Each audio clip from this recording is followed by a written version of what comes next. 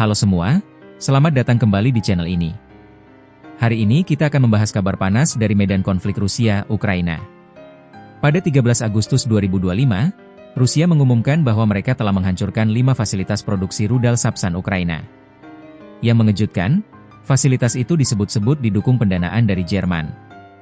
Pengumuman ini datang hanya 2 hari sebelum pertemuan penting antara Presiden Rusia Vladimir Putin dan Presiden Amerika Serikat Donald Trump di Alaska. Apakah ini kebetulan, atau justru sinyal keras dari Putin kepada Barat?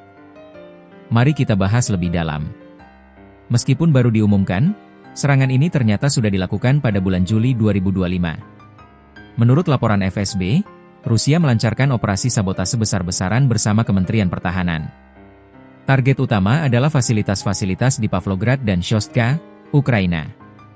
Di Pavlograd, Oblast Dnipropetrovsk, Rusia menghantam pabrik kimia penghasil bahan bakar padat untuk rudal Sapsa dan pabrik mekanik yang memproduksi sistem kendali, hulu ledak, dan unit propulsi. Sementara di Shostka, Oblast Sumy, serangan menghancurkan pabrik mesiu, Zvezda, dan Institut Penelitian Produk Kimia. FSB mengklaim, kerusakan yang ditimbulkan jauh lebih besar dibanding operasi jaring laba-laba Ukraina yang sebelumnya menyerang pesawat strategis Rusia. Rudal Sapsan, atau dikenal juga dengan nama Hrin 2 atau Grom, adalah rudal balistik taktis buatan Ukraina. Jangkauan resminya sekitar 500 km, tapi Rusia yakin bisa mencapai lebih dari 700 km. Dengan jarak itu, Moskow sendiri bisa terancam. Rudal ini diluncurkan pertama kali uji coba pada Agustus 2024. Pada November 2024, Presiden Zelensky mengumumkan Ukraina sudah punya 100 unit Sapsan, dan rudal ini punya kecepatan hipersonik hingga Mach 5,2, dengan hulu ledak konvensional seberat 480 kg. Dengan kemampuan seperti itu, tidak heran Rusia menganggap Sapsan sebagai ancaman serius yang harus dihancurkan sejak dalam pabriknya. Yang menarik, Rusia menuduh ada keterlibatan Jerman dalam pendanaan fasilitas rudal ini.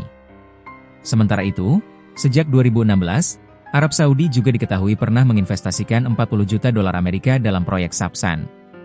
Artinya, rudal ini bukan hanya proyek lokal Ukraina, melainkan proyek multinasional yang secara langsung mengusik kepentingan Rusia. Pengumuman serangan ini dilakukan tepat 2 hari sebelum pertemuan Putin-Trump di Anchorage, Alaska. Banyak analis menilai, ini adalah pesan politik.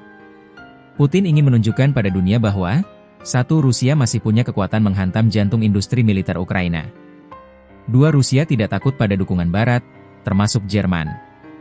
3. Putin masuk ke meja perundingan dengan posisi lebih unggul. Trump sendiri sudah memperingatkan Rusia soal konsekuensi berat jika tidak menghentikan perang. Namun sampai sekarang, ia belum memberikan rincian strategi apa yang akan ditempuh. Hingga kini, Rusia menguasai hampir 25% wilayah Ukraina setara dengan 114.500 km persegi.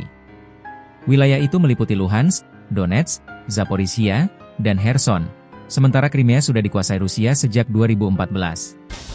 Dengan serangan terhadap pabrik rudal ini, Ukraina kehilangan salah satu aset paling berharga dalam perang panjangnya, kemampuan menyerang balik jauh ke dalam wilayah Rusia.